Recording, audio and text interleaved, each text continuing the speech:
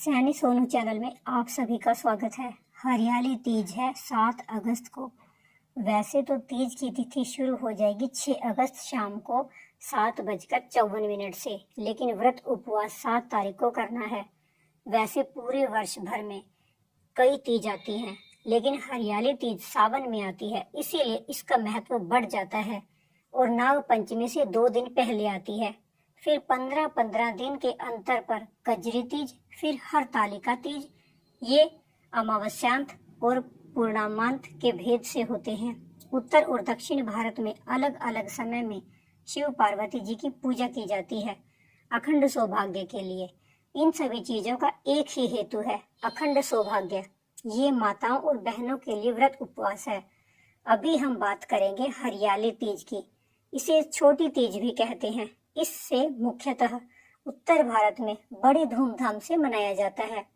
इस व्रत की शुरुआत माता पार्वती जी से हुई।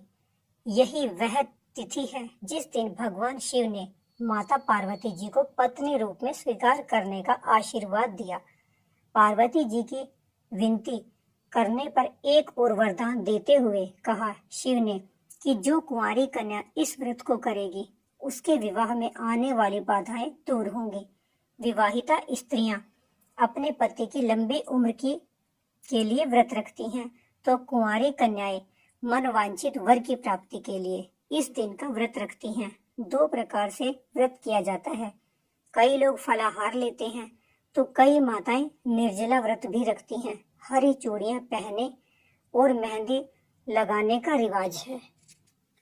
16 श्रृंगार करके माताएं बहनें शिव पार्वती जी की पूजन करती हैं। कथा के अनुसार पार्वती जी बालू या मिट्टी के शिवलिंग बनाकर पूजा करती है, इसीलिए भारत के कई गांव में यह रिवाज आज भी चलता है। माताएं मिट्टी का शिवलिंग गणेश जी, माता पार्वती जी आदि बनाती हैं और पूजन करके दूसरे दिन विसर्जन कर देती हैं। लेकिन शहरों में ये सब पॉसिबल नहीं होता है, तो आप केवल भगवान के फोटो पर ही पूजन कर सकते हैं। हरे रंग का वस्त्र ना हो तो लाल रंग के वस्त्र से भी माताएं श्रृंगार कर सकती हैं। शाम को हरियाली तीज की व्रत कथा जरूर सुननी चाहिए। इससे पूजन का पूर्ण फल मिलता है। कथा सुनने के बाद माता पार्वती जी से अपने पति की लंबी आयु के लिए प्रार्थना करनी चाहिए और फिर आरती करनी चाहिए। विवाह के बाद जो महिलाएं पहली बार व्रत करती हैं, उनको तो विशेष लाभ कहा गया है। उनकी मनोकामनाएं पूर्ण होती हैं और उनका दाम्पत्य जीवन सुखमय होता है।